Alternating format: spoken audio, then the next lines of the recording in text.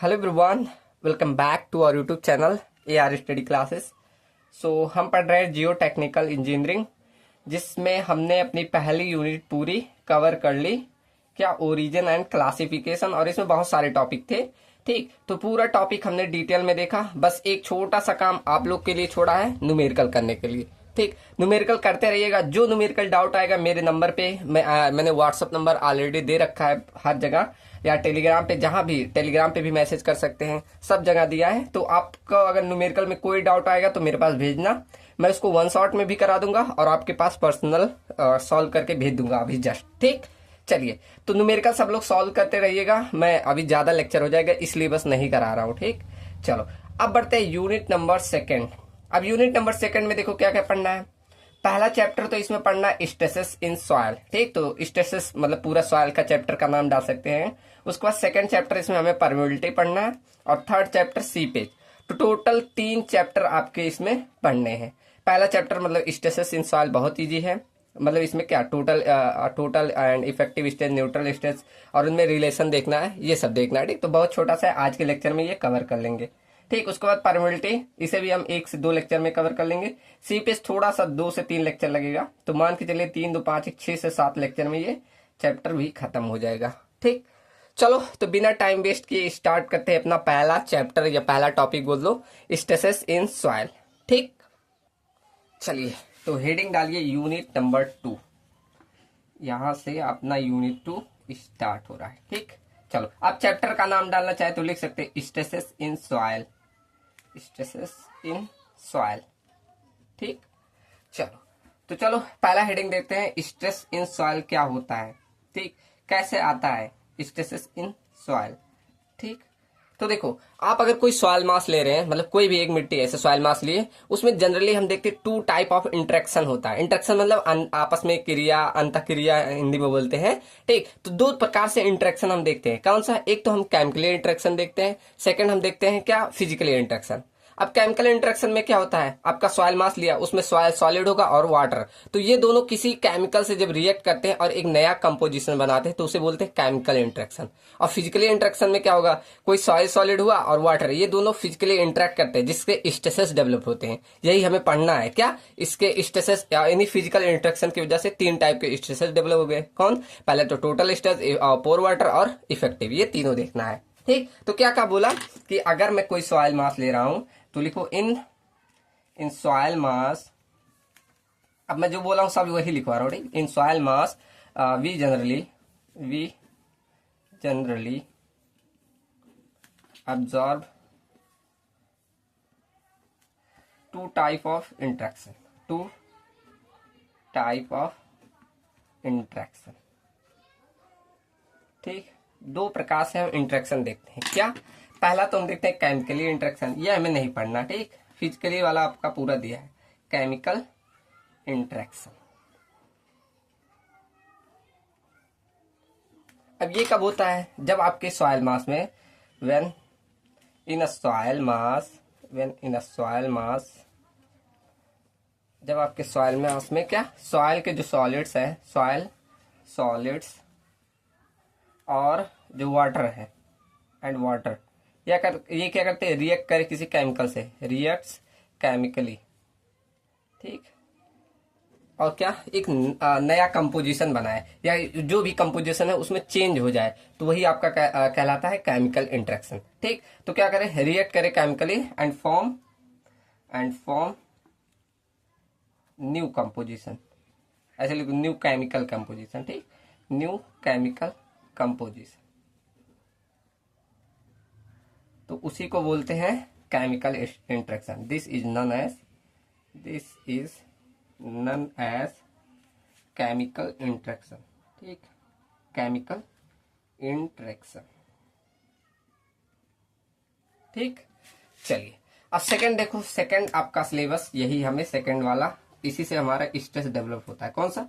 Physically interaction, physically बोल रहा हूं, फिजिकल इंटरेक्शन। ठीक, इंटरेक्शन। अब इस इंटरेक्शन में क्या होगा, आपके जो सॉइल सॉलिड है और वाटर एक दूसरे से कांटेक्ट में रहते हैं, तो उनके द्वारा जो इंटरेक्शन होता है वही आपका फिजिकल इंटरेक्शन होता है। अब इन्हीं के कारण आपके स्ट्रेसेस डेवलप होते हैं। ठीक, चलो तो लिखो दिस इंट्रैक्शन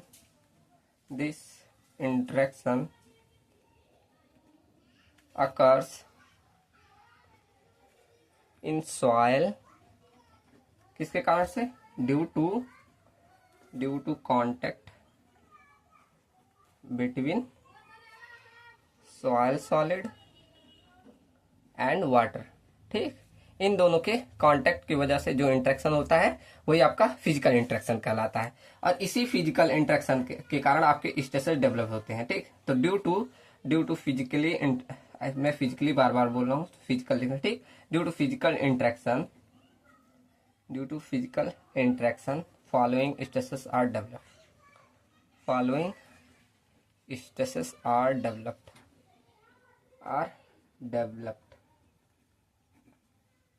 ठीक, तो कौन कौन सा, पहला आपका आता है टोटल स्ट्रेसेस।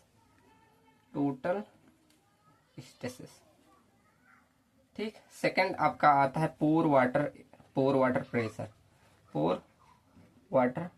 प्रेशर, या इसे न्यूट्रल स्ट्रेसेस भी बोला जाता है। पोर वाटर प्रेशर बोल दो या न्यूट्रल स्ट्रेसेस। अब न्यूट्रल को बोला जाता है, अभी देखो बाद में समझाऊंगा। ठीक, न्यूट्रल स्ट्रेसेस जब इसे पढ़ेंगे तब अभी बताऊंगा।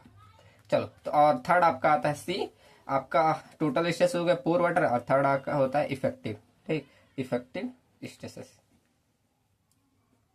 ठीक, चलो यही आपके सिलेबस में है, एक एक करके पढ़ते हैं। पहला हमें क्या पढ़ना है, टोटल स्ट्रेसेस। ठीक, मतलब आप अब देखो टोटल स्ट्रेसेस क्या, आप कोई सॉइल मास लिए उसको पर यूनिट एरिया में कितना मतलब फोर्स लगा, वही से हम निकाल सकते हैं इसी फॉर्मूला से। जैसे मैं कोई अगर एक क्रॉस सेक्शन बनाऊं, जैसे ये मैं एक क्रॉस सेक्शन बना रहा हूँ। ठीक, मान लो इस क्रॉस सेक्शन का एरिया मैं ए, पूरे क्रॉस सेक्शन का एरिया मैं ए मान रहा हूँ। अब इस पे फोर्स आप एफ लगा रहे हैं, तो आपको ने फॉर्मूला पढ़ा होगा stresses equal to force per unit area. ठीक, तो इस तरह आप टोटल स्ट्रेस को इजीली कैलकुलेट कर लेंगे, यही फॉर्मूले। लेकिन अगर सॉइल कंडीशन अलग रहेगी तो अभी देखो उसका फॉर्मूला अलग हो जाता है। ठीक, तो आप इसका डिफिनेशन लिखना चाहे तो ऐसे लिख सकते हैं, total stresses in a soil mass is calculated by dividing the total force acting by the cross section area. ठीक, क्रॉस सेक्शन एरिया पे, तो वो आपका आ जाता है क्या, टोटल स्ट्रेसेस। ठीक, अब देखो टोटल स्ट्रेसेस जो होता है इन आपके जो ये पूरा सॉइल मास है, इनमें जो मौजूद प्रेशर सेल्स हैं, ऐसे मतलब लग रहा है ना, तो हर एक सेल्स पे जितना प्रेशर लग रहा है इन्हीं के कारण डायरेक्टली मेजर किया जाता है। ठीक, तो इसलिए बोला जाता है टोटल स्ट्रेसेस एक मेजरेबल क्वांटिटी होती है। ठीक, तो ऐसे लिख लो, it is a measurable quantity. ठीक, तो मतलब हर एक जितने भी इसमें सेल्स है, हर एक पे प्रेशर लग रहा है, उसके द्वारा हम डायरेक्टली इसमें मेजर कर सकते हैं। ऐसे लिख सकते हो, it can be measured directly using pressure cells. ठीक, प्रेशर सेल्स की मदद से हम मेजर कर सकते हैं। ठीक, इसलिए हम जब डायरेक्टली मेजर कर सकते हैं, मेजरेबल है, तो इसका कुछ फिजिकल सिग्निफिकेंस भी है। ठीक, तो ऐसे लिख दो, it has some physical significance.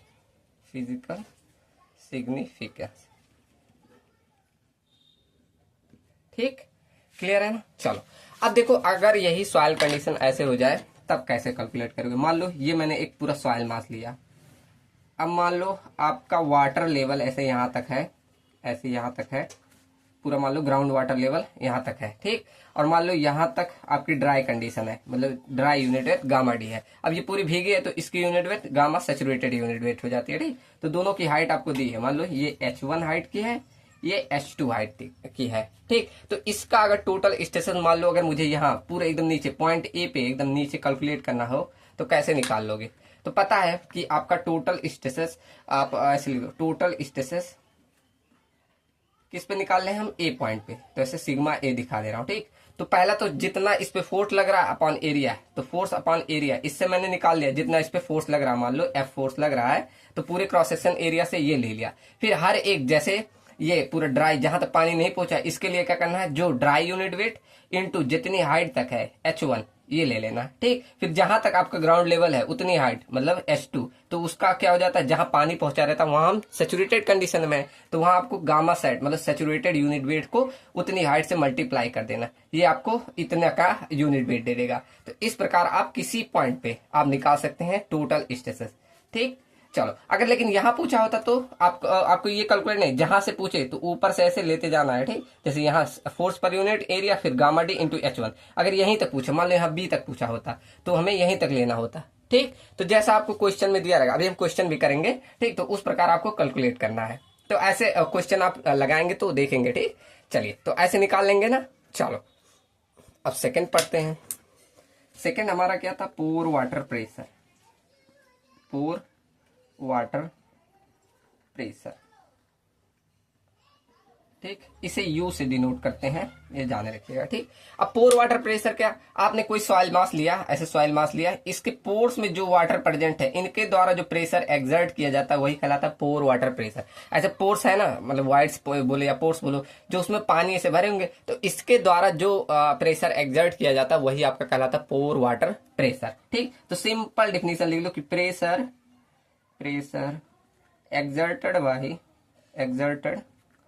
by pore water within the soil mass, ठीक, उसी को हम डिफाइन करते हैं, इज डिफाइंड एज क्या, पोर वाटर प्रेशर।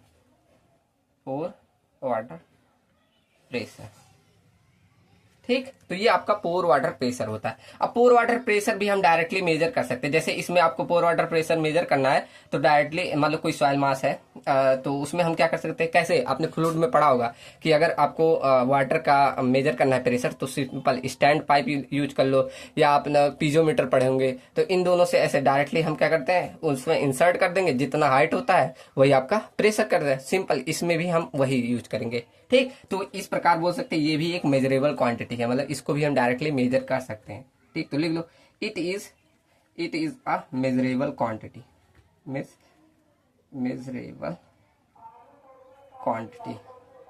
ठीक, इसको भी हम डायरेक्टली मेजर कर सकते हैं। ठीक, तो it can be measured directly, ठीक, डायरेक्टली बाय यूजिंग आपने पढ़ा होगा पीजोमीटर और स्टैंड पाइप, इन सभी का यूज करके हम डायरेक्टली जो वाटर का प्रेशर मेजर कर लेते हैं। ठीक, तो इसलिए बोल सकते हैं जब इसका मतलब ऐसे डायरेक्टली मेजर कर सकते हैं तो कुछ ना कुछ फिजिकल सिग्निफिकेंस भी है। ठीक, तो ऐसे लिख लो कि it has some physical significance होता है। अब इसको कैसे मेजर करना है इसको सीखना है। ठीक, तो इतने पॉइंट इसमें हो गए पोर वाटर प्रेशर में। अब बढ़ते हैं कैसे कैलकुलेट करोगे आप पोर वाटर प्रेशर को, तो हेडिंग डालो कैलकुलेशन ऑफ पोर वाटर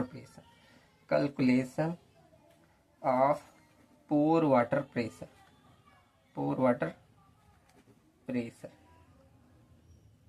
ठीक, म्यू बोल रहा हूँ, यू ऐसे यू से डिनोट किया जाता है। ठीक, तो कैसे कैलकुलेट, अब इसके तीन केस आते हैं। पहला केस लिया कि आपने कोई सॉइल मास लिया, उस पर लोड नहीं लगाया। दूसरा क्या, लोड लगाया लेकिन सडन ऐसे थोड़ी देर, T = एकदम 0 के लिए। लेकिन थर्ड क्या लगाया, लोड काफी देर के लिए लगाया। तो ये तीन केसेस बनते हैं। ठीक, क्या मैंने बोला, केस नंबर फर्स्ट जब कोई लोड ही ना लगे, when no imposed loading is applied. ठीक, जब हम कोई इम्पोज लोड नहीं अप्लाई कर रहे हैं तब कैसे कैलकुलेट करोगे, तो इसके लिए देखो मैं एक फिगर बनाऊं कि मान लो ये आपका कोई सॉइल मास था, अब मान लो वाटर लेवल आपका यहीं है, यहाँ आपका वाटर लेवल है पूरा, मतलब मान लो ये पानी इसमें है। ठीक, आपका इसी सॉइल में, सॉइल भी इसी में है, ठीक। तो ऐसे पानी और सॉइल यहाँ तक है, मतलब वाटर लेवल यहाँ तक है, ठीक। अब यहाँ तक की हाइट में मान ले रहा हूँ, ये मान लो h1 है, इसको मान लो h मान ले रहा हूँ, ठीक। ये h1 ऐसे हाइट है, ठीक। अब आपको जब मेजर करना है, आप ऊपर से कोई लोड वोड नहीं लग रहा है, ठीक। अब यहाँ आपको मान लो यही नीचे मैं ये पॉइंट मान ले रहा हूँ, ए पॉइंट। अब यहीं पे आपको मेजर करना है क्या, पोर वाटर प्रेशर। तो सिंपल मैंने क्या बोला कि अगर पोर वाटर प्रेशर मेजर करना, आप पीजोमीटर या स्टैंड पाइप, पीजोमीटर कैसे ऐसे होता था ना नलीसा, ऐसे आप इसे पीजोमीटर लगा दीजिए, जिस पॉइंट पे मेजर करना, मैं ए पॉइंट लेके चल रहा हूँ, इसी ए पॉइंट पे लगा दिया। जब लगाते हैं तो इसमें क्या, जितना पानी रहता है ऊपर से प्रेशर लगाता है और ऐसे कुछ हाइट तक राइज करता है, करता था ना, ऐसे कुछ हाइट तक राइज करता है ना। तो जितना आपका राइज किया, मान लो ये h हाइट तक ऐसे राइज कर लिया, ठीक। तो जितना राइज किया वो इनटू आपका यूनिट वेट ऑफ वाटर, उससे मल्टीप्लाई कर दो, वही आपका पोर वाटर प्रेशर है। कितना सिंपल है, ठीक। तो क्या, पोर वाटर प्रेशर, ऐसे लिख, pore water pressure, U equal to क्या, जितना आपका राइज हुआ पीजोमीटर में, rise in piezometer into unit weight of water, इससे मल्टीप्लाई कर देना, वो आपको पोर वाटर प्रेशर दे देगा। ऐसे लिखना चाहो शॉर्ट में, UA इक्वल टू कितना, राइज हुआ H इंटू गामा W, ये आपका आ गया पोर वाटर प्रेशर, ठीक। अब देखो, जब कोई भी इम्पोज लोडिंग नहीं लगाई जाती है तब इसे बोला जाता है स्टैटिक पोर वाटर प्रेशर या हाइड्रोस्टैटिक पोर वाटर प्रेशर, दोनों नाम बोल सकते हो, ठीक। तो जब कोई इम्पोज लोडिंग नहीं लगाई जाती है तब जो मतलब पोर्स के द्वारा प्रेशर एग्जर्ट किया जाता है तब उसे बोला जाता है हाइड्रोस्टैटिक पोर वाटर प्रेशर, या बोल दो स्टैटिक पोर वाटर प्रेशर। तो ये डिफिनेशन पूछा जाता है, लिख लो एक बार, ठीक। अब जो चाहे वो लिख लेना, ठीक। मैं दोनों लिखा दे रहा हूँ, देखो, हाइड्रोस्टैटिक या स्टैटिक बोल देना, ठीक। स्टैटिक पोर वाटर प्रेशर, जो आप पूछ ले, दोनों यही लिखना, एक ही नाम है, पोर वाटर प्रेशर, ठीक। तो ये कब कंडीशन बनी, जब आपका कोई इम्पोज लोड नहीं लगाया गया, तब जो आपका पोर्स में वाटर थे उसके द्वारा जो प्रेशर जनरेट किया वही कहलाता है स्टैटिक पोर वाटर प्रेशर या हाइड्रोस्टैटिक पोर वाटर प्रेशर, ठीक। तो क्या लिखोगे, when no external loading, when no external दिख रहा है ना, चलो, when no external loading are applied, then pore water generated, क्या बोला मैंने, when no external load are applied then pore water generated pressure, ठीक, प्रेशर।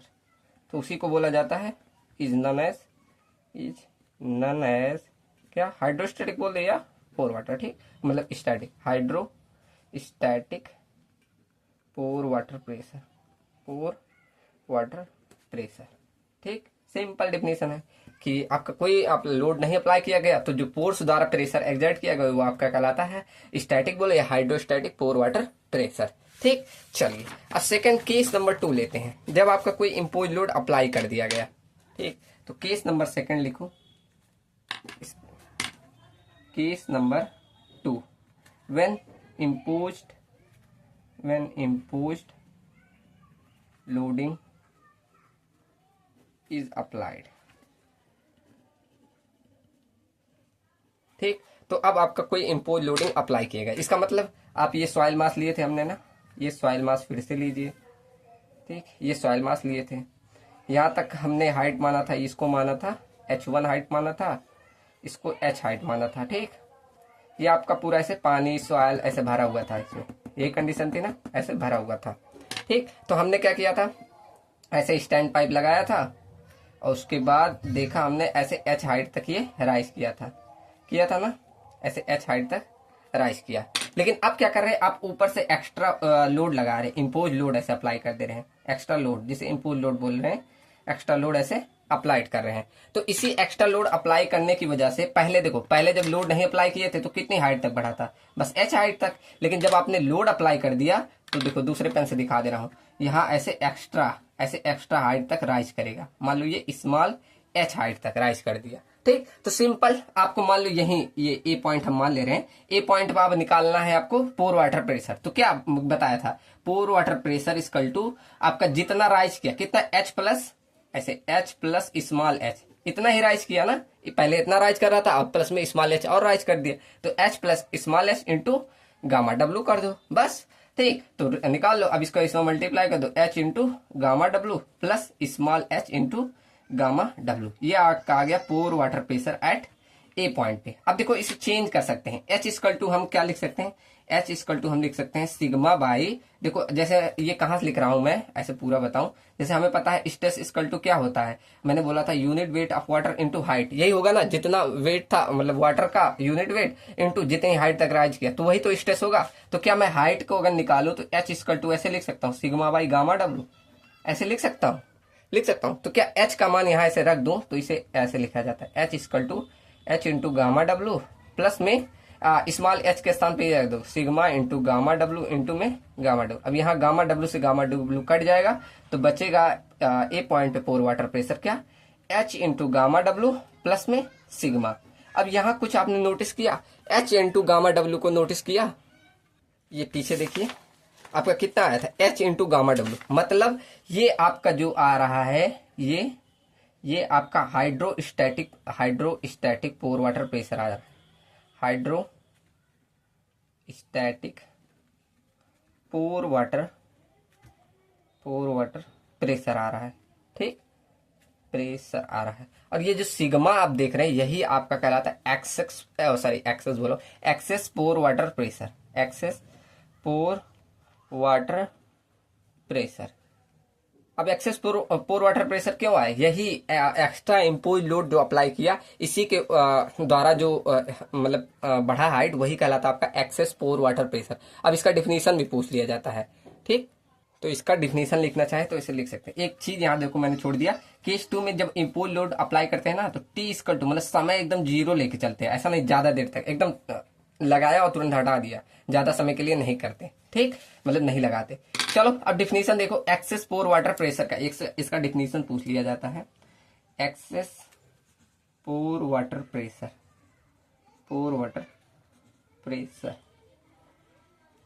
अब ये क्या होता है, यही जब आप कोई एक्स्ट्रा इम्पोज लोड लगा रहे हैं टी इक्वल टू जीरो पे, तो उसके जो आ रहा जो एडिशनल मतलब या हाइड्रोस्टैटिक पोर वाटर के अलावा जो प्रेशर एग्जर्ट हो रहा है उसी को बोलते हैं एक्सेस पोर वाटर प्रेशर। तो क्या क्या बोला मैंने कि when external loads are applied. ठीक, तो कहां पर, देन एट इनिशियल कंडीशन। इसका मतलब क्या, वही टी इक्वल टू एकदम जीरो पे। ठीक, तो क्या हो रहा है, ऑल द एक्सटर्नल लोड मतलब all the external pressure are taken by किसके, वाटर ओनली। ठीक, वाटर ओनली। ठीक, तो क्या होता है, एंड द एडिशनल जो आपका प्रेशर है, एंड द एडिशनल जो आपका आ रहा है एडिशनल प्रेशर किसके, अबव द हाइड्रोस्टैटिक के, above the hydrostatic pore water pressure के, एक ही में सब पूरा लिखवा रही, इज नन एज, अभी मैं एक बार समझा दूंगा, इज नन एज क्या, excess pore water pressure, is known as excess pore water pressure. ठीक, क्या मैंने बोला कि जब आप कोई एक्सटर्नल लोड अप्लाई कर रहे हैं, देन एट एकदम इनिशियल स्टेज पे, तो ये सारा लोड क्या जो एक्सटर्नल प्रेशर लगा रहे हैं, ये पूरा जो इसमें वाटर प्रेजेंट है इन्हीं के द्वारा लिया जा रहा है। ठीक, तब क्या हो रहा है, तो एडिशनल आपका प्रेशर आ रहा है किसके, हाइड्रोस्टैटिक से कुछ ज्यादा, कौन सा, ये सिग्मा आपका ज्यादा आ रहा है, तो उसी को हम बोल रहे हैं एक्सेस पोर वाटर प्रेशर। ठीक, तो ये डिफिनीशन 2 नंबर में पूछ लिया था कि एक्सेस पोर वाटर प्रेशर का डिफिनीशन बताओ, तो ये बता देना। ठीक, चलो क्लियर है ना।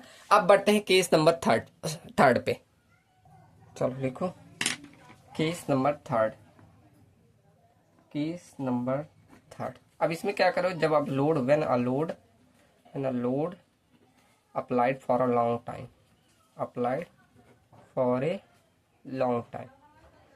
ठीक, मतलब आप यहाँ T बराबर T1 आप टाइम तक ऐसे लगा रहे हैं लोड, काफ़ी टाइम तक ऐसे लगा रहे हैं। ठीक, तो इससे क्या आप ज़्यादा देर तक ऐसे मतलब ये सॉइल मास है।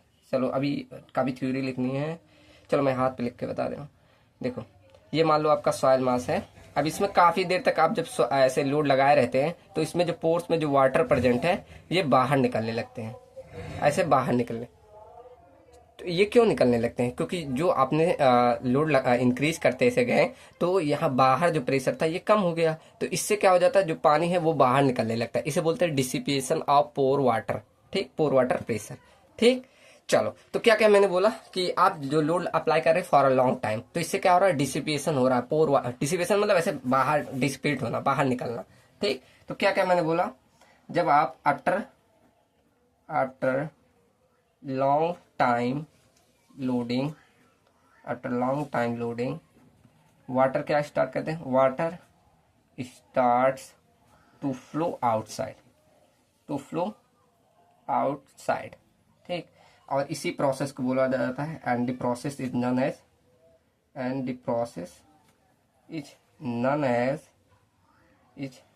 एज क्या, dissipation of pore water, dissipation of pore water pressure.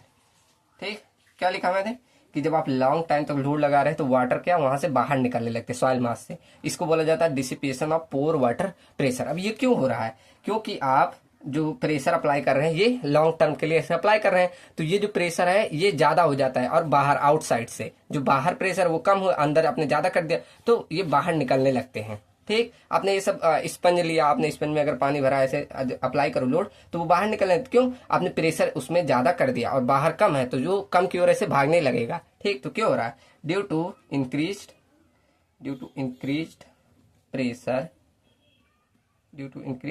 Pressure within the soil mass. ये सब आप ऐसे जो बोल रहा हूँ इमेजिन करिएगा और अच्छे समझ में आएगा। ठीक, तो due to increase pressure within the soil mass, within the soil mass.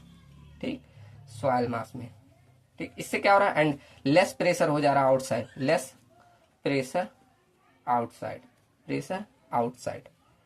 ठीक, इसी से क्या हो जाता है, एक ट्रांजिट फ्लो आपको देख, therefore a transit flow is observe, transit flow आप जो नहीं, ट्रांजिट फ्लो इज क्रिएटेड। ठीक, इज क्रिएटेड। ठीक, इसी को बोलते हैं डिसिपिएशन, नॉन एज डिसिपिएशन। अब डिसिपिएशन को हिंदी में क्या बहाव बोलेंगे, अब जो बोलते हो डिसिपिएशन मतलब वही बाहर ही निकलना। ठीक, क्यों हो रहा, आप जैसे ये मान लो ये आपका सॉइल मास था, आपने प्रेशर ऐसे अप्लाई किया, अब यहाँ ज्यादा प्रेशर हो गया, अब बाहर कम प्रेशर है तो वो बाहर की तरफ पानी फ्लो करने लगेगा। ठीक, अब ये डिसिपिएशन जो हो रहा है ये तब तक होता है जब तक आपका हाइड्रोस्टैटिक, जो इसमें एक्सेस पोर वाटर प्रेशर है ना, ये हाइड्रोस्टैटिक पोर वाटर प्रेशर के बराबर नहीं हो जाता है। ठीक, मतलब ये कब तक होता है, क्या मैंने बोला, ये ड्यू टू डिक्रीज, ऐसे नहीं, due to dissipation of excess pore water pressure क्या होता है, डिक्रीज होने लगता है, pore water pressure is decreased. ठीक, कब तक होता है, जब तक ये टिल ये प्रेशर जो है, till pressure becomes equal to hydrostatic pore water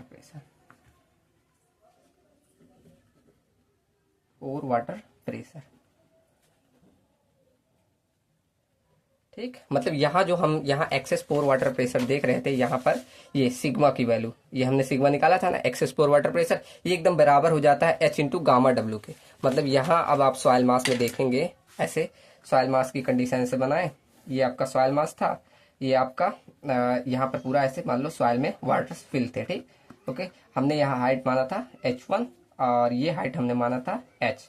ठीक, अब यहाँ लोड जो आप अप्लाई कर रहे हैं ये लॉन्ग टर्म के लिए अप्लाई कर रहे हैं, तो जब अप्लाई करते हैं इसमें से पानी जो था वो बाहर निकल गया। तो अब यहाँ आप ए पॉइंट पे अगर देखेंगे पोर वाटर प्रेशर, तो सिर्फ जो आपको H+H दिख रहा था ना, अब इस H हाइट तक आपको दिखेगा। मतलब यहाँ आप लोडिंग देखेंगे, मतलब पोर वाटर प्रेशर अगर निकालेंगे UA after a long time के लिए, तो यहाँ जो पोर वाटर मिलेगा बस कितना, एच हाइट तक राइज हुआ इनटू गामा डब्ल्यू। अब आप देखो एकदम बराबर हो गया कि नहीं, किसके, स्टैटिक पोर वाटर प्रेशर के, हाइड्रोस्टैटिक पोर वाटर प्रेशर के, एकदम इक्वल हो गया ना। ठीक, तो यहाँ अगर तीनों कंडीशन को रियलाइज करो, पहला कंडीशन आप जब नो लोड कंडीशन लेके चले, नो लोड कंडीशन, वहां पर हमने पोर वाटर प्रेशर ए पॉइंट पे निकाला, तो वही निकला था क्या, एच इंटू गामा डब्ल्यू। और हमने सेकंड देखा कि जब हम इनिशियल एकदम लोडिंग कंडीशन अप्लाई कर रहे हैं, लेकिन टी इक्वल टू 0 पे, ऐसे लोडिंग कंडीशन हमने अप्लाई किया था, लोडिंग कंडीशन कब, जब टी इक्वल टू एकदम 0 के लिए, तो वहां हमने देखा H into gamma W plus में वहां बस हमें एक access pore water pressure sigma देखने को मिला था। ठीक, लेकिन थर्ड कंडीशन वही देखो कि अगर आप लोडिंग कंडीशन से लॉन्ग टर्म के लिए कर दे, लोडिंग कंडीशन हम क्या कर दे, टी इक्वल टू ऐसे T1 टाइम के लिए कर दे, तो वहां हमें एच इंटू गामा डब्ल्यू देखने को मिल रहा है। ठीक, अब यहाँ एक नोट पॉइंट लिखो। क्या नोट पॉइंट है कि हम पोर वाटर प्रेशर को न्यूट्रल स्टेसिस भी बोलते हैं। क्यों बोलते हैं, अभी पूरा रीजन बताऊंगा। देखो ऐसे पहले लिख दो कि pore water pressure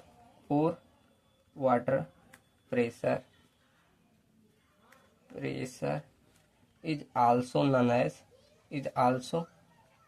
none as क्या, न्यूट्रल स्टेसिस।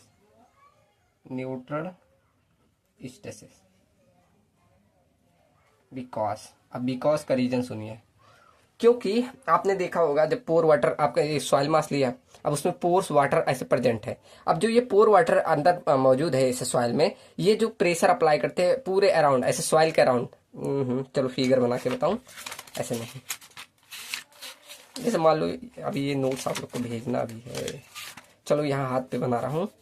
मान लो ये आपका जैसे दिख रहा है ना आप लोग को, ये आपका कोई सॉइल मास है। अब इसमें पोर्स में ऐसे वाटर प्रेजेंट है ना, वाटर ऐसे प्रेजेंट है। अब ये वाटर जो प्रेजेंट है इस पोर्स में, ये चारों तरफ एक हाइड्रोस्टैटिक ऐसे प्रेशर सब जगह ऐसे लगाते हैं ना, तो आसपास तो सॉइल ऐसे सॉइल सॉलिड्स भी प्रेजेंट रहते हैं ना, मतलब जो पोर्स के अराउंड सॉइल सॉलिड प्रेजेंट रहेंगे ना। अब ये जो इसके अराउंड जो सॉइल सॉलिड प्रेजेंट है, इसमें जो हाइड्रोस्टैटिक प्रेशर लगा रहा है अपने चारों तरफ ना, तो ये सॉइल सॉलिड के मतलब आसपास लगने की वजह से भी इसमें कोई प्रेशर या प्लेसमेंट देखने को नहीं मिलता, मतलब इसमें कोई शियर कंपोनेंट उत्पन्न ही नहीं होता, मतलब ये सॉइल सॉलिड पे, इसीलिए इसे न्यूट्रल स्टेसिस बोला जाता है। क्लियर हुआ? एक एग्जांपल से बताऊं, चलो ऐसे भी क्लियर हुआ होगा। जैसे आप कोई 2 ईंट लिए, उसे पानी में जब डुबोते हैं तो क्या वो डैमेज ऐसे हटा देता है, मतलब ईंट को ऐसे हटा देता है। ये सब एग्जांपल्स हैं। ऐसे सिंपल समझिएगा कि आप पोर्स में ऐसे पानी मौजूद है, उसके अराउंड ऐसे अराउंड सॉइल के पार्टिकल रहते हैं ना। अब ये आपका जो पोर्स है, पोर्स में आपने देखा हाइड्रोस्टैटिक प्रेशर होता है ना, तो ये हाइड्रोस्टैटिक पोर्स वाटर होने के वजह से ये चारों तरफ जो इसके सॉइल पार्टिकल एडजस्ट चारों तरफ हैं, तो यहाँ पर कोई एक्स्ट्रा स्टेसिस या इनका कोई प्लेसमेंट नहीं करता ना, तो इसी वजह से इसमें कोई शियर कंपोनेंट उत्पन्न नहीं होता है, इसीलिए इसे बोला जाता है न्यूट्रल स्टेसिस। अब एक बार डेफिनेशन लिख दूंगा और अच्छे से क्लियर हो जाएगा। अगर मैं ध्यान से सुने होंगे तो क्लियर हो गया होगा। तो क्या मैंने बोला कि pore water pressure is also known as neutral stresses. क्यों? बिकॉज जो पोर वाटर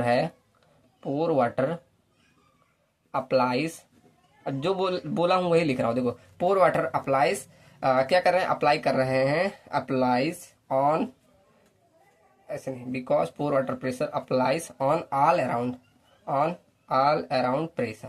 ठीक, ऑल अराउंड प्रेशर, ठीक, ऑन द सॉइल सॉलिड, ठीक। एंड जो सॉइल सॉलिड है, and soil solids adjacent to each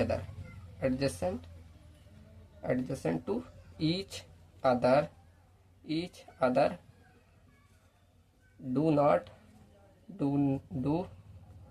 do not place और pressure, ठीक, मतलब एक दूसरे को ना प्लेस करते हैं ना प्रेशर अप्लाई करते हैं, ठीक, ईच अदर, ठीक। इससे क्या होता है, therefore no shear component, therefore जब ये मतलब मूव करेंगे या प्रेशर अप्लाई करेंगे तभी तो उसमें प्रेशर होगा, लेकिन जब ये कुछ हो ही नहीं रहे हैं तो इसलिए therefore there is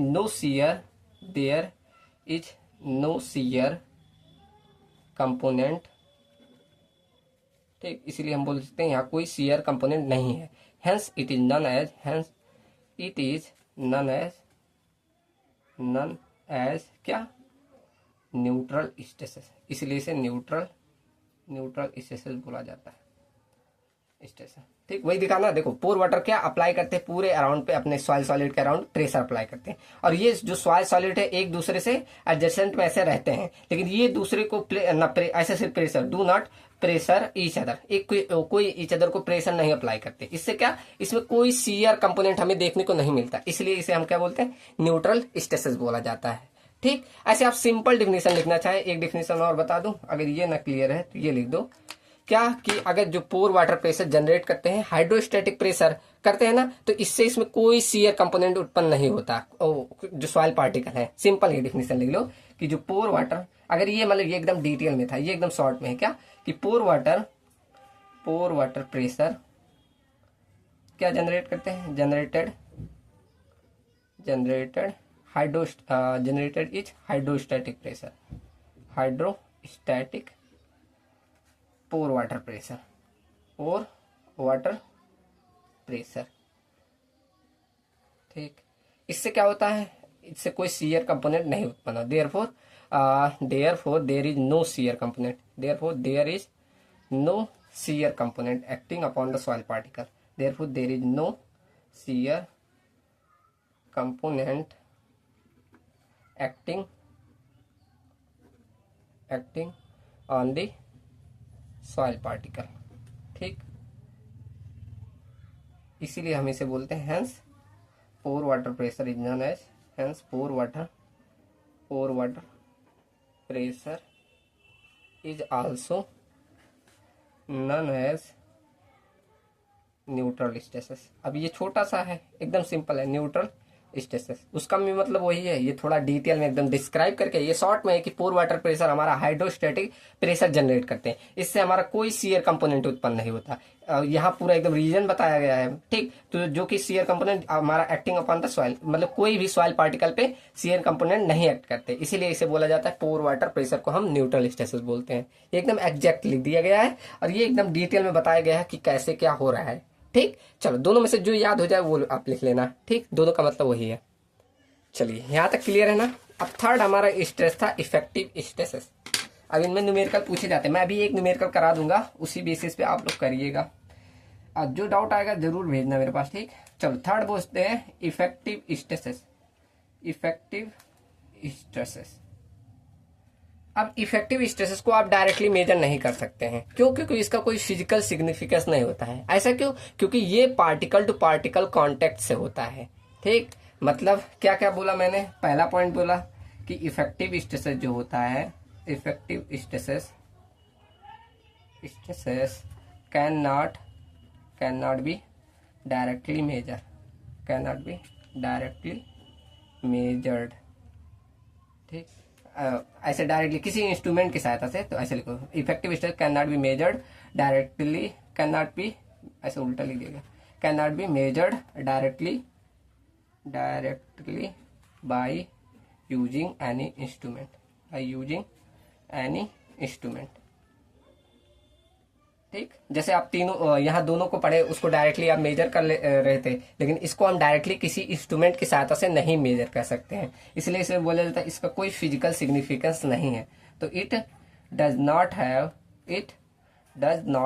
have any physical significance.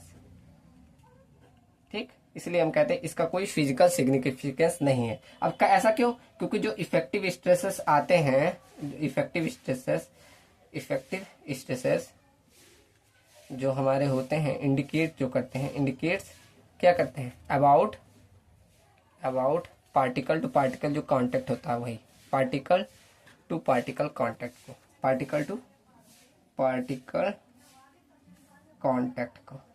Contact within soil mass. ठीक, विदिन द सॉइल मास।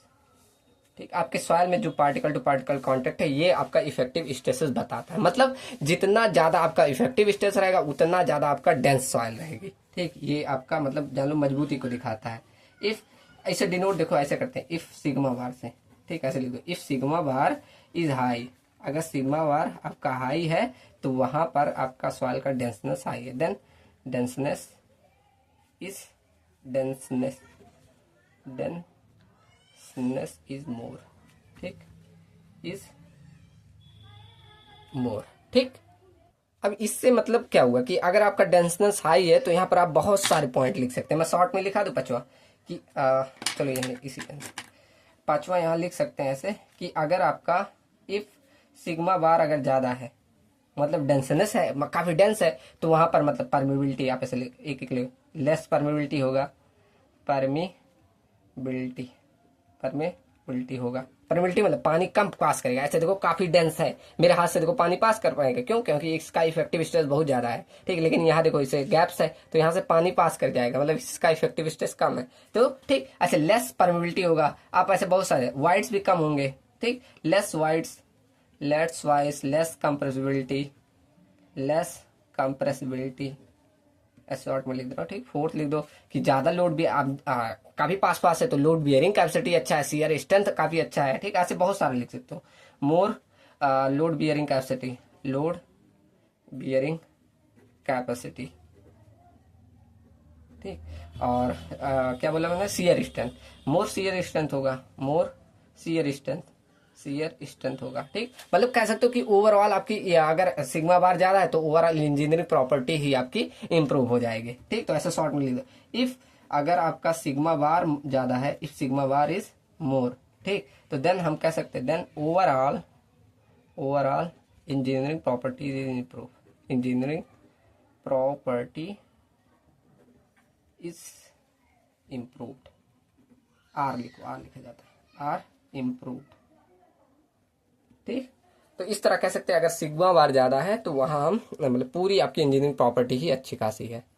अब बात आई कि कैसे आप कैलकुलेट करोगे इफेक्टिव स्ट्रेस को, calculation of effective stress, calculation of sigma bar, अब लिख देना इफेक्टिव स्ट्रेस कैसे कैलकुलेट करोगे। तो इसका फॉर्मूले का पूरा प्रूफ होता है, मैं प्रूफ नहीं करवा रहा हूँ, फालतू का भी पूछा नहीं गया है, ठीक। डायरेक्ट में लिखा दे रहा हूँ कि सिग्मा बार इक्वल टू आपका सिग्मा माइनस म्यू, ये फॉर्मूला होता है। मतलब जो आपने टोटल स्ट्रेस निकाला उसमें से पोर वाटर प्रेशर को घटा दोगे वो आपका इफेक्टिव स्ट्रेस आ जाएगा, ठीक। मतलब ये आपका क्या डिनोट करा, इफेक्टिव स्ट्रेस को, इफेक्टिव स्ट्रेसेस को, और यहाँ सिग्मा क्या दिखा रहा है, टोटल स्ट्रेस को, टोटल स्ट्रेसेस को, और यहाँ म्यू क्या दिखा रहा है, पोर वाटर प्रेशर को, ठीक। इस तरह, ठीक। चलो एक एग्जांपल लेके बता दो कैसे करना है, एग्जांपल, एग्जांपल, ठीक। चलो मान लो ये मैंने एक सॉइल मास लिया, चलिए तो एग्जांपल में क्या, चलो मैंने ये ले लिया एक सॉइल मास। अब इसका मान लो यहाँ तक वही सारी चीज, मान लो इसकी हाइट h1 है, इसका मान लो हाइट h है, ठीक। यहाँ आपका वाटर लेवल मैंने फिर से वही एग्जांपल ले रहा हूँ, बस निकालना दिखा रहा हूँ। यहाँ पर ये आपके पूरी सॉइल में पानी मिट्टी भरी हुई है, यही आपका ग्राउंड वाटर टेबल है, ठीक। तो यहाँ पर कोई पानी नहीं है, मतलब यहाँ ड्राई होगा तो ड्राई यूनिट वेट, यहाँ पानी है तो मतलब सेचुरेटेड यूनिट गामा सेट। अब मैंने फॉर्मूला क्या बताया कि अगर आपको सिग्मा बार निकालना है तो सिग्मा माइनस म्यू करना है, ठीक। म्यू बोला यू करना है, ठीक। चलो तो सिग्मा कैसे निकालते हो, मतलब यहाँ ए पॉइंट पे मुझे इफेक्टिव स्ट्रेस निकालना है, यहाँ ए पॉइंट एकदम नीचे निकालना है, ठीक। यहाँ ए पॉइंट पे देखो तो कैसे निकालने, मैं कैसे बताया था, ऊपर से आओ यहाँ पर, तो पहले आपका यहाँ तक यहाँ से यहाँ तक देखो, यहाँ तक कितना, गामा डी इंटू H1, आपका फोर्स नहीं लगाया तो फोर्स वाला छोड़ दो, ठीक। तो gamma D into H1 plus आपका फिर यहाँ नीचे आ जाओ, क्या जहाँ सेचुरेटेड है मतलब सेचुरेटेड यूनिट वेट इंटू आपका H कर दो, ओके। तो ये आपने निकाल दिया total stresses eight a point. ऐसे ऊपर से आते हुए यहाँ गामा डी इंटू H1 ये इतना निकल गया। अब जहाँ भीगा है गामा सेट इंटू H, ये आपका सेकंड निकल गया। इस तरह आप इफेक्टिव टोटल स्ट्रेस निकालिए। अब म्यू निकाल लो, मतलब यू बोल निकाल लो। यू क्या, आपका पोर वाटर प्रेशर। ये क्या, आपको इसके लिए यहाँ पीजोमीटर लगाना पड़ेगा। मैंने यहाँ पीजोमीटर लगा दिया, मान लो ये राइज किया। अब राइज किया, मान लो H हाइट तक है तो H हाइट तक मान लो इसे राइज कर लिया, इसमें पानी इसे राइज कर लिया। ये आपको दी रहेगी वैल्यू, ठीक। तो जितना राइज कर लिया, तो जितना राइज करता है उसमें और आपका यूनिट वेट ऑफ वाटर में मल्टीप्लाई कर दो, वो आपका मिल जाता है क्या, पोर वाटर प्रेशर। बस वैल्यू रख के घटा दो। तो सिग्मा बार इक्वल टू क्या, gamma D into H1 plus gamma sat into H और यहाँ minus gamma W into H, ठीक, ये आपका आ गया क्या इफेक्टिव स्ट्रेस। इसे देखो कन्वर्ट भी कर सकते हो, कैसे, sigma bar equal to gamma D into H1 plus, ये देखो एच कॉमन हो जाएगा, कॉमन ले लो, यहाँ क्या हो जाएगा gamma sat minus gamma W. अब एक मैंने फॉर्मूला लिखवाया था पहली यूनिट जब पढ़ा रहा था कि सैचुरेटेड यूनिट में इसमें से गामा डब्लू घटाओगे तो क्या आएगा, सबमर्ज यूनिट वेट, जाकर देख लेना, मैंने लिखवाया है। ठीक, तो यहाँ इसे ऐसे लिख सकते हो, gamma D into H1 plus H into gamma submerge, ऐसे रिलेशन करके कभी कभी आ जाता है न्यूमेरिकल, तो ये भी ध्यान रखना। ठीक, तो इस तरह हम निकालेंगे क्या, इफेक्टिव स्ट्रेसेस को। ठीक, क्लियर है ना। चलो अब एक कंडीशन लेते हैं, ऐसे कई कंडीशन बनते हैं, मैं एक ही कंडीशन पढ़ा दे रहा हूँ, अगर न्यूमेरिकल आते हैं नहीं सब पे, ऐसे मतलब न्यूमेरिकल भी रहता है। ठीक, तो चलो एक कंडीशन में लेके चलता हूँ कि अगर आपका जो मतलब सॉइल मास है पूरा एकदम सबमर्ज है, क्या कि जब आपका व्हेन सॉइल इज सबमर्ज्ड, पूरी तरह से सबमर्ज्ड है, सबमर्ज्ड, तो आपका पूरा ही पोर वाटर इफेक्टिव स्ट्रेसेस और ये टोटल स्ट्रेसेस कैसे बिहेव करते हैं, आपके ऐसे केसेस आते हैं, यही रिलेशन हम देख रहे हैं। ठीक, सिंपल। चलो अच्छे से मैं एक फिगर बनाऊं।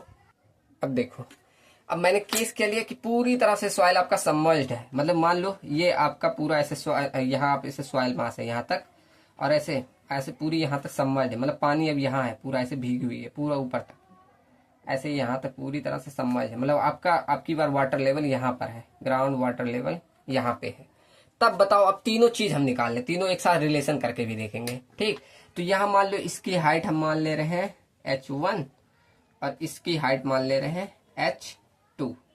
ठीक, चलो यहाँ पूरी ये तरह भीगी है, ये मान लो गामा डब्लू है, और ये मान लो यहाँ मिट्टी और पानी दोनों मौजूद रहेगा। ठीक, ये आप ऐसे चलिए जैसे कोई आपका तालाब वालाब रहता है तो नीचे की मिट्टी और ऊपर पानी, इस तरह हम निकालने हैं, तो ये आपका सैचुरेटेड रहेगा, मतलब इसमें पानी और मिट्टी दोनों है, और यहाँ पर सिर्फ पानी है। ठीक, तो यहाँ पर हमें निकालना है क्या, सब जगह पे pore water pressure, effective stress और ये टोटल स्ट्रेसेस। कैसे, अब यहाँ हर पॉइंट पे हम निकालते चले, चलो ऐसे क्वेश्चन आते हैं, मतलब ए पॉइंट पे बताओ, यहाँ बी पॉइंट पे निकाल के बताओ, यहाँ ऊपर बताओ एकदम सी पॉइंट पे, तीनों केस हम के लेके चले। चलो एक चार्ट बना दे रहा हूँ तीनों, ये आसानी हो जाएगा, एक टेबल बना दे ऐसे, यहाँ लिख दो पॉइंट। ठीक, और यहाँ हम निकाल ले रहे हैं टोटल स्ट्रेसेस को, टोटल स्ट्रेसेस, और यहाँ निकाल दे रहे हैं पोर वाटर, और यहाँ इफेक्टिव को। ठीक, ऐसे टेबल बना दे रहा हूं, आ जाए वैल्यू, देखो ये हम यहाँ सिग्मा निकाल ले रहे हैं, यहाँ म्यू, और यहाँ सिग्मा बार कैसे, sigma bar equal to sigma minus mu कर देना बस। ठीक, और सब पॉइंट पे पहले ए पॉइंट पे निकालो, पहले हम ए पॉइंट पे निकाल ले रहे हैं। ठीक, चलो तो पहला हम टोटल स्ट्रेसेस निकाल रहे हैं, कैसे निकालोगे ए पॉइंट पे, तो पहले हम क्या करते हैं, पूरा यहाँ से हमें मतलब पूरा ए पॉइंट ऊपर से लेकर नीचे तक ए पॉइंट तक जाना है, तो बताओ टोटल स्ट्रेसेस कितना आएगा, सिंपल है क्या, ऊपर से ऐसे आते जाओ, gamma W into H2, sorry H1 है, gamma W into H1 plus ये आपका गामा सेट इंटू H2। ठीक, ये हम ए पॉइंट पे ले लिए। ओके, चलो अब ऐसे पोर वाटर बताओ यहाँ पर कितना आएगा, पोर वाटर के लिए यहाँ हमें लगाना पड़ेगा ऐसे पीजोमीटर, लगाना पड़ेगा ना, ये आपका जितना ऐसे राइज करेगा, कुछ तो राइज करेगा, जब यहाँ से पूरा देख रहे हो यहाँ तक पानी है तो ऐसे राइज करेगा पूरा, कहाँ तक, मान लो राइज कर रहा है पूरा जहां तक पानी है, H1 प्लस H2 तक ऐसे राइज करेगा। ठीक, तो कितना हो जाएगा, बस जहां तक राइज करे तो वहां पर हम मान ले H1 प्लस H2। अब जब भी पोर वाटर प्रेशर निकालो तो वहां गामा डब्लू से ही करना, ऐसा नहीं कि यहाँ के लिए गामा सेट सोचने लगना, पूरा हम देखते कि कहाँ तक राइज किया, मान लो यहाँ तक ऐसे राइज करेगा इसमें। ठीक, ऐसे यहाँ तक ऐसे पूरा राइज करेगा, तो ये जहां तक राइज किया क्या H1, ऐसे मान लो ये H1 है, नहीं ये H2 है, H2 प्लस H1, ये दोनों को जोड़ के बस मल्टीप्लाई कर देना, क्या आपका आ जाएगा यहाँ पर पोर वाटर प्रेशर को। ठीक, चलिए क्लियर है ना। अब इफेक्टिव स्ट्रेसेस निकाल लो, चलो इफेक्टिव स्ट्रेसेस मैं यहाँ कैलकुलेट कर दूं, अब यहाँ आएगा नहीं। ठीक, चलो यहाँ निकाल दे रहा हूँ, अभी डायरेक्ट वहां जो वैल्यू आएगी निकाल दूंगा। ठीक, तो यहाँ सी पॉइंट पे मतलब ए पॉइंट वाला मैं यहाँ इफेक्टिव स्ट्रेस निकाल दे रहा हूँ, क्या अब जो टोटल आया था क्या, gamma W into H1 plus gamma sat into H2, इससे घटाना है किससे, इसमें में से H1 plus H2 into gamma W से, इसे थोड़ा सॉल्व करोगे, अभी देखो चेंज होगा, कर दे रहे हैं वही। ठीक, तो सिग्मा बार इक्वल टू क्या, gamma W into H1 plus gamma sat into H2, इसे इसमें मल्टीप्लाई करोगे H1 इंटू गामा डब्ल्यू, और ये प्लस हो जाएगा H2 इंटू गामा डब्ल्यू। अब यहाँ देखो ये टर्म कट जा रहा है कि नहीं, H1 इंटू गामा डब्ल्यू से H1 into gamma W cut गया ना, तो यहाँ सिग्मा बार बराबर आ जाएगा क्या, gamma sat into H2 minus gamma W into H2। यहाँ देखो सिग्मा बार इक्वल टू, यहाँ H2 कॉमन हो जाएगा।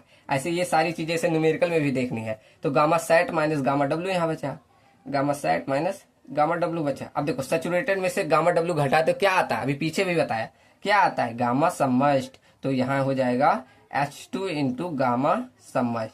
मतलब मुझे ए पॉइंट पे सिग्मा बार की वैल्यू कितनी मिलेगी, सिग्मा बार इक्वल टू हमें आ जाएगा H2 इंटू गामा सबमर्ज्ड। ऐसे निकालना है, ऐसे न्यूमेरिकल भी आएगा। ठीक, न्यूमेरिकल आप लोग ट्राई करोगे तो ऐसे सारी कंडीशन देखनी है। चलो अब सेकंड बी केस देखते हैं। बी पॉइंट पे यहाँ हमने बी पॉइंट इसको दिया। अब यहाँ पर बस इतने से आपको मतलब रखना है। बताओ यहाँ पर टोटल स्ट्रेसेस कितना आएगा, बस जितना राइज किया है, मतलब यहाँ देखो कितना राइज किया है, मतलब कितना है ये पूरी हाइट, गामा डब्ल्यू, ये मतलब पूरा पानी भरा है तो गामा डब्ल्यू से करेंगे, और हाइट कितनी है H1 बस। ठीक, अब पोर वाटर प्रेशर मतलब यहाँ अब लगा दो, पीजोमीटर लगा दो। अब यहाँ जब लगाओगे तो कितना राइज, देखो दूसरे पेन से दिखा रहा हूँ, यहाँ जब लगा दिए बी पॉइंट पे पीजोमीटर तो कितना राइज करेगा, यही H1 तक तो ही पानी है, मतलब इतना ही राइज करेगा। तो कितना रहेगा, मतलब यहाँ भी गामा डब्ल्यू इंटू H1 रहेगा। तो दोनों घटाओगे कितना आ जाएगा, यहाँ घटाओगे 0 आ जाएगा। ठीक, ऐसे सी पॉइंट पे देख लो, सी पॉइंट पे देखो, मतलब एकदम ऊपर देखोगे टोटल स्ट्रेसेस 0, पोर वाटर प्रेशर 0, और तब आपका ये इफेक्टिव स्ट्रेस भी 0। ऊपर कुछ है नहीं है, तो ऊपर सब चीज 0 हो गया। ठीक, तो इससे आपको यहाँ क्या पॉइंट देखने मिला कि जैसे जैसे हम यहाँ वाटर इंक्रीज कर रहे हैं, मतलब सबमर्ज सॉइल में जैसे जैसे वाटर लेवल इंक्रीज हो रहा है, तो आपका पोर वाटर, ये जो टोटल स्ट्रेसेस है पोर वाटर सेम अमाउंट से बढ़ रहे हैं ना। देखो हमने यहाँ बी पॉइंट से बढ़ा दिया तो बी पे भी हमारा सेम मिला, और पोर वाटर भी, और टोटल स्ट्रेसेस ये भी सेम मिला, और ऐसे आपका पोर वाटर। समझ में आ रहा है कि नहीं, चलिए देखो नोटिस करो, पहले हमारा इतना ही था सैचुरेटेड, जैसे जैसे देखो वाटर लेवल हमारा बढ़ रहा है तो हमारा इफेक्टिव टोटल स्ट्रेस और पोर वाटर सेम अमाउंट से बढ़ेगी नहीं। तो यहाँ पे ऐसे नोट में लिख सकते हैं, नोट पॉइंट में लिख लो कि अगर आपका in case of submerged soil, in case of submerged soil upon increasing the water level, तो आपका क्या जो टोटल स्ट्रेसेस और आपका जो पोर वाटर, ऐसे शॉर्ट में म्यू लिख दे रहा हूँ, ये दोनों क्या इंक्रीज करते हैं, इंक्रीज बाय सेम अमाउंट से। ठीक, इंक्रीज करें ना, और इससे आपका इफेक्टिव स्ट्रेस में कुछ चेंज ही नहीं आता। देखो 0 हो जा रहा है, therefore effective stresses does not change. ठीक, ऐसे होता है। ठीक, तो ये ऐसे रिलेशन आता है, आप कर लीजिएगा। ठीक, सब एकदम इजी है, कोई टफ है, जो कंडीशन बताई वही सब फॉलो कर रहा हूँ। ठीक, अब ऐसे एक कंडीशन और होता है कि वाटर टेबल राइज कर रहा है, तब इफेक्टिव स्ट्रेसेस टोटल स्ट्रेस में क्या फर्क पड़ता है। ठीक, तो मैं वो करा नहीं रहा हूँ, बस डायरेक्ट नोट में लिखा दे रहा हूँ, ये ध्यान रखना। ठीक, क्या कह रहा हूं कि अगर आपका ऐसे वाटर लेवल ऐसे इंक्रीज करते हुए जा रहा है, मतलब ऐसे धीरे धीरे वाटर लेवल अगर बढ़ रहा है, तो वहां हमें इफेक्टिव स्ट्रेस डिक्रीज देखने को मिलता है। ये मतलब पूरा कैलकुलेशन आता है, मैं अभी पढ़ाऊंगा तो आधा घंटा लग जाएगा, इसलिए इसको छोड़ रहा हूँ। ठीक, बस डायरेक्ट ये ध्यान रखिएगा कि अगर आपका इफ वाटर टेबल ऐसे नोट में लिखा दे, ध्यान रखो। ठीक, कोई पूछ ले तो बता दीजिएगा कि अगर आपका water table is rising in the soil मास में, ठीक, सॉइल मास, तब हम वहां ऑब्जर्व करते हैं, कैन बी ऑब्जर्व्ड क्या, decrease in the effective stresses. ठीक, तो वहां हमें सिग्मा बार में आपको डिक्रीज होते हुए, सिग्मा बार की वैल्यू डिक्रीज होते हुए दिखेगी। इसका मतलब समझ रहे हैं ना, यहाँ जो आपका पानी इसमें था, इसमें आपको वाटर लेवल ऐसे इंक्रीज होते हुए दिख रहा है। इसका भी कैलकुलेशन होता है पूरा, मैं ये स्किप कर रहा हूँ, अभी इसमें 3 केसेस बनते हैं। ठीक, तो काफी लंबा कैलकुलेशन बन जाएगा इसीलिए। ठीक, चलो अब सेकंड देख लो कि अगर आपका वाटर टेबल यहाँ तो मतलब सॉइल मास में इंक्रीज कर रहा था, इफेक्टिव स्ट्रेस क्या हो रहा है, घट रहा है। लेकिन अगर आपका वाटर टेबल को हम बाहर निकालते जाए, जैसे पंपिंग आउट कर दें, तो वहां आपको देखेगा कि इफेक्टिव स्ट्रेसेस बढ़ेगी। ठीक, क्या बोला कि अगर आपका if water table is decrease, ठीक, किससे, बाय पंपिंग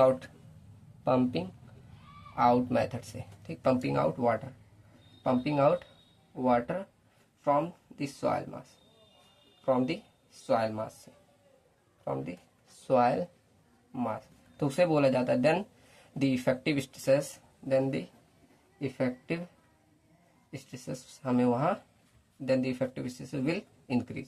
तो वहां आपको देखने को मिलेगा कि आपका इफेक्टिव स्ट्रेस बढ़ता हुआ देखने को मिलेगा, ठीक, मतलब आप पानी पंपिंग आउट करके बाहर निकाल रहे हैं सॉइल मास से, तो वहां इफेक्टिव स्ट्रेसेस की वैल्यू इंक्रीज हो जाएगी। थर्ड लिखो कि अगर आपका जो वाटर टेबल है, अगर वाटर टेबल में कैपिलरी राइज देखने को मिले, मतलब जब आपका सॉइल मास है उसमें आपको कैपिलरी राइज देखने को मिले, तो वहां भी आपको इफेक्टिव स्ट्रेसेस इंक्रीज होते हुए देखने को मिलेगा, ठीक। थर्ड लिख लो क्या, ड्यू टू कैपिलरी राइज किसमें, in this soil mass, capillary rise in the soil mass, capillary rise in the soil mass, तो वहां आपको effective stresses is found to increase,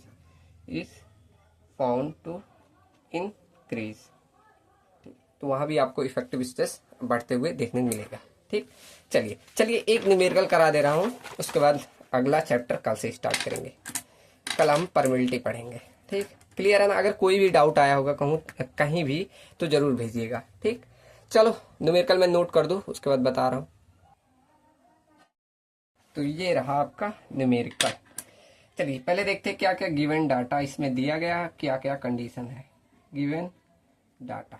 तो क्या लिखा है, the ground condition at a site are such that, जो water table है is at the ground level, ठीक। तो क्या बोला, ये ध्यान रखना कि जो वाटर टेबल है वो ग्राउंड लेवल पे है, मतलब ये मान लो मेरा ग्राउंड है और यहाँ पर ही वाटर टेबल, ऐसे आपका ग्राउंड है ना, इस यहाँ तक आपका वाटर टेबल है, ग्राउंड वाटर टेबल यहाँ तक है, ठीक। और इसमें जो वाटर कंटेंट है वो 20% है, मतलब जो सॉइल पर है इसमें वाटर कंटेंट की जो मात्रा दी गई है वो 20% तक है, ठीक।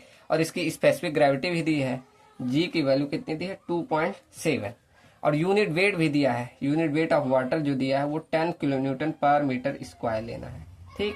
देन कैलकुलेट द सैचुरेटेड, अब देखो इसमें सैचुरेटेड यूनिट वेट नहीं दिया, उसको बोला कैलकुलेट करो, then calculate the saturated unit weight of the sand and also find total pore and effective at the point of below 5 metre below the ground level, मतलब यहाँ से 5 मीटर ऐसे नीचे, ग्राउंड लेवल से 5 मीटर नीचे पूरा तीनों चीजों को फाइंड करना है, ठीक।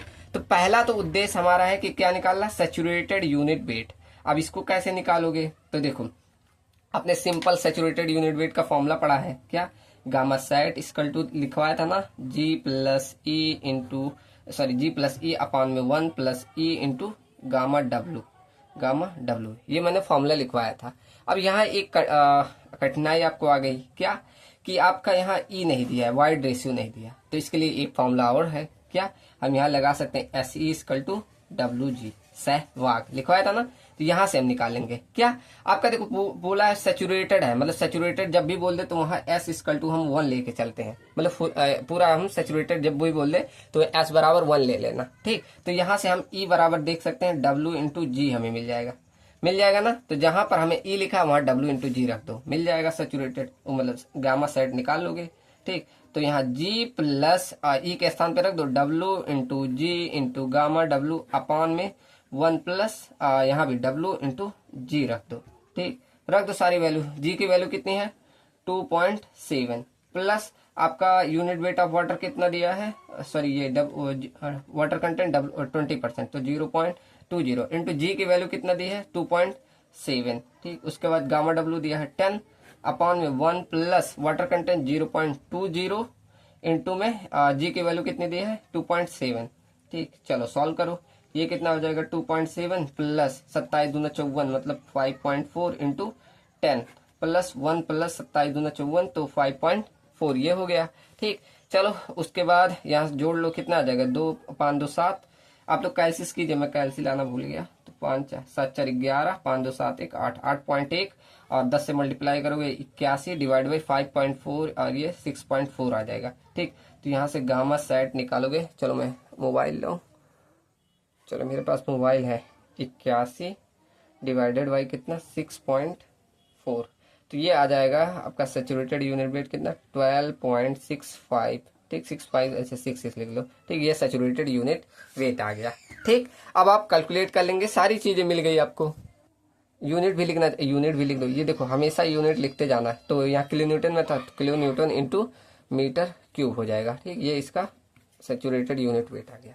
अब निकाल लेते हैं, क्या क्या निकालना है हमें, टोटल स्ट्रेस, इफेक्टिव स्ट्रेस और क्या पोर वाटर।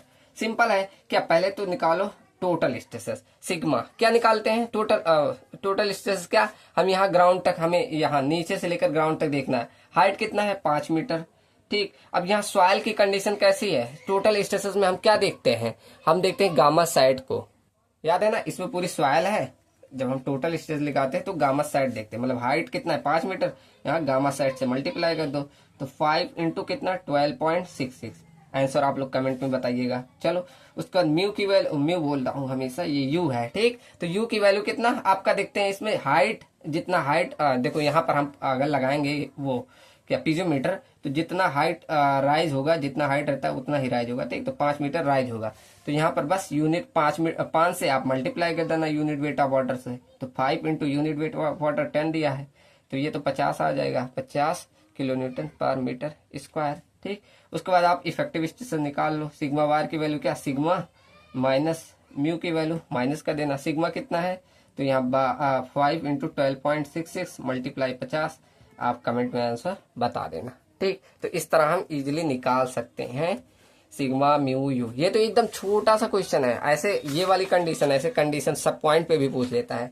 ठीक, तो करिए, आप लोग ट्राई करते रहिएगा। ठीक, चलो तो समझिए, आज हमने टोटल एक चैप्टर कंप्लीट किया है। ठीक, चलिए तो मिलते हैं नेक्स्ट वीडियो में, और सबका कमेंट आना चाहिए कितनी वैल्यू आई। ठीक, चलो मिलते हैं नेक्स्ट वीडियो में। Thank you and thanks for watching. हम यूनिट 2 पे भी पहुंच गए हैं, इसके लिए कंग्रेचुलेशंस। चलो, थैंक यू।